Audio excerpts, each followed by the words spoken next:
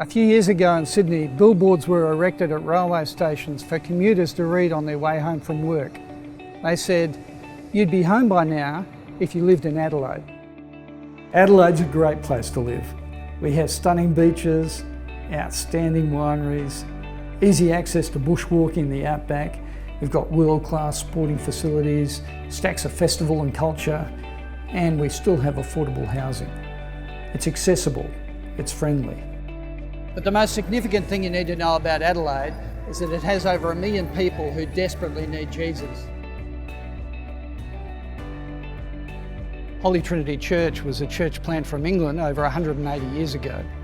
The congregation now meets in the oldest church building in the heart of the city of Adelaide. But we're not that interested in old buildings. What we really want to do is reach new people for Jesus. The Trinity Network is a growing church planting movement. We're a movement because our aim is to plant churches that plant churches so that in God's providence we might see exponential gospel growth. Our prayer is that these gospel communities will impact everyone in South Australia with the life-changing news about Jesus. There are lots of practical reasons why church planting makes sense. Research indicates that church planting is one of the most effective ways to connect with unchurched people. But church planting is not just a pragmatic exercise in effective evangelism. At the heart of it all is something much more profound.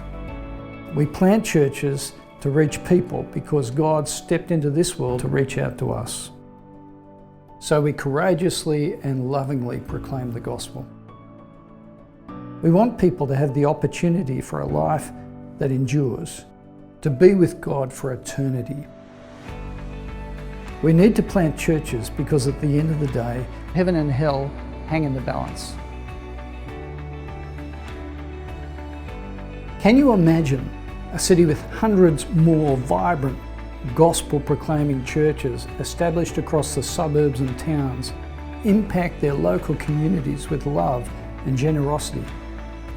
Can you imagine thousands of passionate disciples meeting to pray for their neighbours, their workmates, families and friends? And can you imagine God calling unbelievers to Himself through these new churches? This is the prayerful desire and the heartbeat of the Trinity Network. We are ordinary people who have an extraordinary God who can do all things.